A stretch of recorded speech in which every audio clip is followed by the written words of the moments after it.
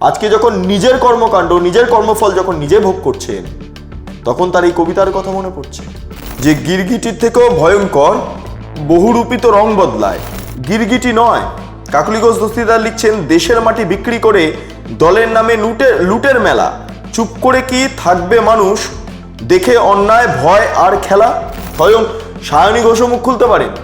মমতা বন্দ্যোপাধ্যায়ের পর দল সামলানোর মতো কোনো রকম কোনো মুখ আর মমতা বন্দ্যোপাধ্যায় রাখেননি। একমাত্র যে অভিষেক বন্দ্যোপাধ্যায়কে তোলার চেষ্টা করতে গিয়ে মমতা বন্দ্যোপাধ্যায় ডুবে গিয়েছেন, এই অভিষেক বন্দ্যোপাধ্যায় এখন নিজের আসন ধরে রাখতে মরিয়া চেষ্টা চালাচ্ছেন। ডায়মন্ড হারবারটাও সম্ভবত এবার আর থাকবে না। মমতা বন্দ্যোপাধ্যায় এই কবিতাটা লিখছেন মনের দুঃখে, যন্ত্রণাতে। কারণ তিনি দেখছেন স্পিকারের ঘরের বাইরে দুজন মাত্র, আর কেউ নেই। এত বিধাক গেল কোথায়? মমতা বন্দ্যোপাধ্যায় বুঝতে পারছেন যে দলটা থাকবে না। মমতা বন্দ্যোপাধ্যায় প্রধানমন্ত্রী হওয়ার স্বপ্ন শেষ হয়ে যাচ্ছে, বিরোধী দলনেত্রী হওয়ার স্বপ্ন শেষ হয়ে যাচ্ছে। এই যে গিরগিটি যে কবিতাটা লিখছেন, মমতা বন্দ্যোপাধ্যায় তো স্বয়ং কংগ্রেস ছেড়ে তৃণমূল কংগ্রেসে যোগদান করেছিলেন, ফলে তিনি কি গিরগিটি নন?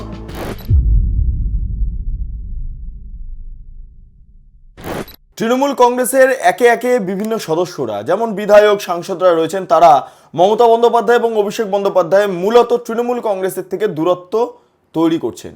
ক্রমে তারা দূরত্ব বাড়াচ্ছেন এবং সেই কারণে মমতা বন্দ্যোপাধ্যায় একটি কবিতা লিখলেন, কবিতার নাম গিরগিটি। কেউ অদ্ভুতভাবে গিরগিটি কবিতাটি লিখে মমতা বন্দ্যোপাধ্যায় যারা দল বদল করতে চাইছেন, যারা মমতা বন্দ্যোপাধ্যায় অভিষেক বন্দ্যোপাধ্যায় থেকে দূরত্ব বাড়িয়ে দিচ্ছেন, তাদেরকে আক্রমণ করছেন।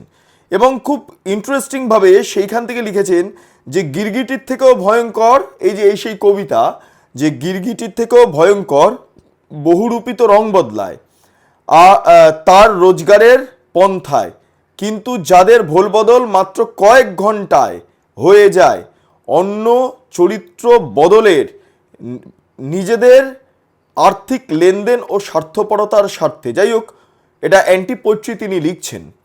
কিন্তু একটা বিষয় আপনি মাথায় রাখুন, মমতা বন্দ্যোপাধ্যায় কি দল বদল করেননি?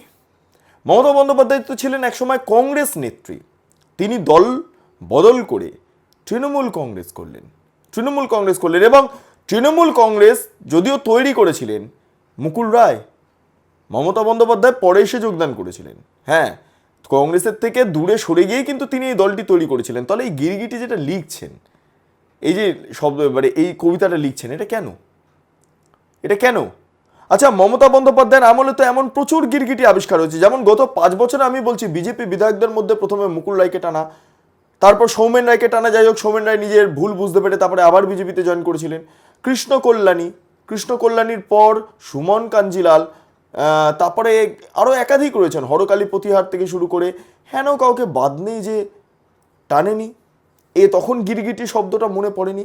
পাবলিক অ্যাকাউন্টস কমিটির চেয়ারম্যান পদটা যখন তৃণমূলে যোগদান করার পর দলবদ্ধ বিধায়কদের দেওয়া হচ্ছে, তখন এই গিরগিটি শব্দের কথা মনে পড়েনি? যখন বামেদের একটা অংশকে পুরোপুরি ভাঙিয়ে নিয়ে তৃণমূল কংগ্রেসে ঢুকিয়ে দেওয়ার চেষ্টা চালানো হচ্ছে, যেমন ঋতব্রত বন্দ্যোপাধ্যায়, এখানে শওকত মোল্লা, জাহাঙ্গীর বা শাহজাহান, এদেরকে তখন মনে হয়নি গিরগিটি শব্দটা? এখন মনে হচ্ছে। কিন্তু বিজেপিতে তো কেউ যোগদান করেননি, তাহলে গিরগিটি শব্দের ব্যবহার করছেন কেন মমতা বন্দ্যোপাধ্যায়? করছেন এই কারণের জন্য, কারণ কাকলি ঘোষ দস্তিদার সহ একাধিক বিধায়করা, কাউন্সিলররা, তারা দলের বিভিন্ন সদস্য পদ ছাড়ছেন, দল ছাড়ছেন। সেই কারণের জন্য এই সিদ্ধান্তে এসছেন মমতা বন্দ্যোপাধ্যায়। তখন তার মনে পড়ছে গিরগিটি শব্দের কথা, তখন তার মনে পড়ছে, তাই তিনি এই কবিতা লিখছেন। যদিও এর পাল্টা কবিতা লিখেছেন কাকলি ঘোষ দস্তিদার লিখছেন গিরগিটি নয়, কাকলি ঘোষ দস্তিদার লিখছেন, দেশের মাটি বিক্রি করে দলের নামে লুটের মেলা, চুপ করে কি থাকবে মানুষ, দেখে অন্যায় ভয় আর খেলা। 15 বছর, কত যে ক্ষত, কত যে দাগ, চাকরি চুরি, রেশন লুট, স্বপ্ন ভাঙার অসংখ্য ফাঁদ। ছন্দ মিলিয়ে কবিতা কাকলি ঘোষ দস্তিদার লিখছেন। আরজি করে রাতের কান্না, অভয়ার নীরব আর্তনাদ, মেয়ের সুরক্ষা প্রশ্ন হয়ে জেগে থাকে প্রতিটি রাত। যোগ্য শিক্ষক পথে বসে, দালাল পায় সোনার সিংহাসন, মেধার বদলে টাকার খেলা, এ কেমন শাসন, কেমন মন। আরো অনেকটাই তিনি লিখেছেন কাকলি ঘোষ দস্তিদার। পুরো কবিতাটাই একবার পড়ি। রেশন যাদের পেট ভরাবে, সেই চাল গেল কার ঘরে, গরিব মানুষের প্রাপ্য কেড়ে কারা হাসলো অন্ধকারে? দলের প্রতি অন্ধ আনুগত্য গণতন্ত্রের ধর্ম নয়। দেশের প্রতি সত্যের শপথ সবচেয়ে বড় পরিচয়। যে প্রতিবাদ করে অন্যায়ের সে বিশ্বাসঘাতক নয় কখনো। মাথা নত না করা মানুষ। ইতিহাসে ইতিহাসে বাঁচে অনন্তকাল ধরে। পথ ছেড়ে যদি সত্য বাঁচে, সেই ত্যাগী শ্রেষ্ঠ শক্তি বাংলার মাটি মনে রাখে। সাহসীদের নীরব ভক্তি আজও প্রশ্ন জাগে মনে। ক্ষমতা বড় না মানুষের অধিকার? দল বদলায়, পতাকা বদলায়, দেশটা থাকে সবার ওপরে। কাকলি ঘোষ দস্তিদার এই গিরগিটি, মমতা বন্দ্যোপাধ্যায় যে গিরগিটি কবিতা লিখেছেন তার ঠিক অ্যান্টি আরেকটা কবিতা কাকলি ঘোষ দস্তিদারের। এটা জবাব এটা তিনি লিখছেন। এবং খুব ইন্টারেস্টিংভাবে এই মুহূর্তে দাঁড়িয়ে কাকলি ঘোষ দস্তিদারের পুত্র সন্তান তিনি একটি মানহানি মামলা করেছেন কল্লোল বন্দ্যোপাধ্যায়ের বিরুদ্ধে। কেন, কি ঘটছে, কি হচ্ছে, এই সমস্ত নিয়ে আলোচনায় আমি এই মুহূর্তে আপনাদের সঙ্গে এলাম। এই কারণ আমি সম্প্রতি দেখছি বিধানসভাতে বেশ কিছু মুভমেন্ট হচ্ছে।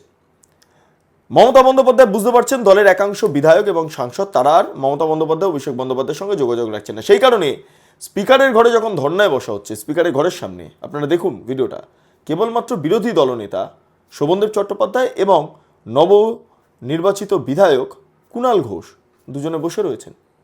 লোক পাওয়া যাচ্ছে না, লোকই নেই। তৃণমূল কংগ্রেসের অভ্যন্তরে বিধায়কদের এই হাল।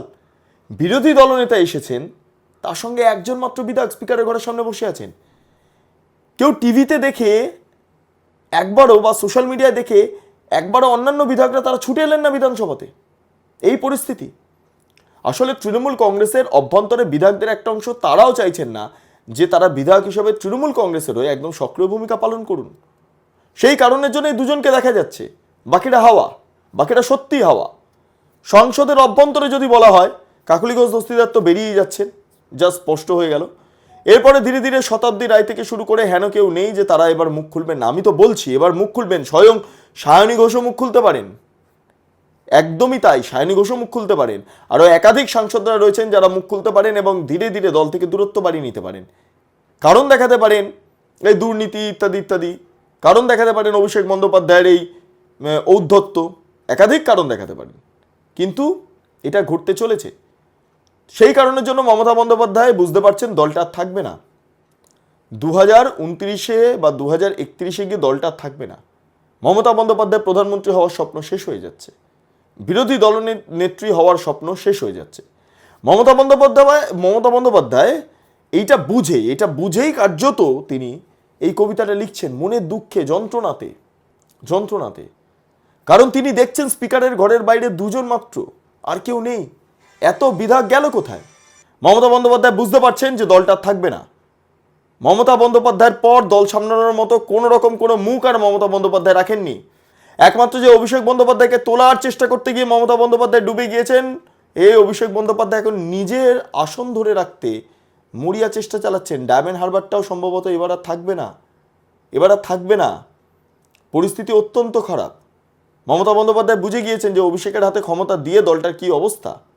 আজকে অভিষেক বন্দ্যোপাধ্যায়ের বিরুদ্ধে সরব হচ্ছেন এই ঋতব্রত বন্দ্যোপাধ্যায়, এই সন্দীপন বাবু, এই যাঁরা যাচ্ছেন মুখ্যমন্ত্রীর আহ্বানে প্রশাসনিক সভাতে মুখ্যমন্ত্রীর সঙ্গে দেখা করছেন। আরও একাধিক বিধায়করা রয়েছেন এবং সেটা নিয়ে মমতা বন্দ্যোপাধ্যায়ের খুব রাগ। মমতা বন্দ্যোপাধ্যায় কথা বলছেন না ঋতব্রতর সঙ্গে, নাকি মমতা বন্দ্যোপাধ্যায় কথা বলছেন না 6 জন বিধায়কদের সঙ্গে যারা প্রশাসনিক সভাতে উপস্থিত ছিলেন মুখ্যমন্ত্রীর। এই হচ্ছে পরিস্থিতি। ফলে সবটা নিয়ে এই মুহূর্তে আলোচনা তুঙ্গে। যাই হোক, আপনারা কি মনে করছেন অবশ্যই কমেন্ট সেকশনে জানান। দলটা তো আর সম্ভবত থাকছে না, তৃণমূল কংগ্রেস এবার ভেঙে যাচ্ছে। কিন্তু মমতা বন্দ্যোপাধ্যায় কোথায় যাবেন? এই যে গিরগিটি যে কবিতাটা লিখছেন, মমতা বন্দ্যোপাধ্যায় তো স্বয়ং কংগ্রেস ছেড়ে তৃণমূল কংগ্রেসে যোগদান করেছিলেন। ফলে তিনি কি গিরগিটি নন? তার আমলে এতগুলো দলত্যাগ, দল চেঞ্জের ঘটনা ঘটেছে এবং তিনি নিয়েছেন। মানস ভূঁইয়া কোথাকার ছিলেন? কংগ্রেসের ছিলেন। এই মানস ভূঁইয়াকে তো মমতা বন্দ্যোপাধ্যায় নিয়েছিলেন। তাহলে এগুলো গিরগিটিপনা আমি মনে হয়নি তখন মমতা বন্দ্যোপাধ্যায়ের? আজকে যখন নিজের কর্মকাণ্ড, নিজের কর্মফল যখন নিজে ভোগ করছেন, তখন তার এই কবিতার কথা মনে পড়ছে। শোকের কবিতা, দুঃখের কবিতা, রাগের কবিতা। যাই হোক, সেই কবিতা আদৌ এখন আর ছাপানো হবে কিনা সেটা জানা নেই। কিন্তু মমতা বন্দ্যোপাধ্যায় যে মতামত পেশ করছেন কবিতার মাধ্যমে, ফেসবুকের মাধ্যমে, এখন তো সব মিডিয়া চটিচাটা বন্ধ করে দিয়েছে। সেই কারণের জন্য মমতা বন্দ্যোপাধ্যায় এখন বলছেন, আমি আর মিডিয়ার ওপর কোনো ভরসা রাখি না, আমি নিজে ফেসবুক পেজ থেকে লাইভ করে আমি আমার যাবতীয় যা বক্তব্য রাখবো। চটিচাটা মিডিয়া বন্ধ করলো, তাই ফেসবুকেই ভরসা মমতা বন্দ্যোপাধ্যায়ের। ফলে যাই হোক, এই হচ্ছে পরিস্থিতি। আপনাদের মতামত অবশ্যই কমেন্ট সেকশনে জানান। আপনারা এতক্ষণ ধরে দেখছিলেন বেঙ্গল লিবার্টি। চ্যানেলটি অবশ্যই ভালো লাগলে লাইক করুন, সাবস্ক্রাইব করুন, শেয়ার করুন, বেল আইকন ক্লিক করুন www.bengalliberty.com। সেখানে ক্লিক করুন, সমস্ত খবর আপনাদের জন্য সাজানো রয়েছে। পাশাপাশি আরও দুটি চ্যানেল, বেঙ্গল লিবার্টি লাইভ এবং বেঙ্গল লিবার্টি নিউজ, সেখানেও একাধিক খবর আপনাদের জন্য পোস্ট করা হচ্ছে। অবশ্যই নজর রাখুন। চ্যানেলগুলোকে লাইক করুন, সাবস্ক্রাইব করুন, শেয়ার করুন, বেল আইকন ক্লিক করুন। স্বাধীন, কাঁচিন এবং গেরিলা সাংবাদিকতার পাশে দাঁড়ান। অসংখ্য ধন্যবাদ।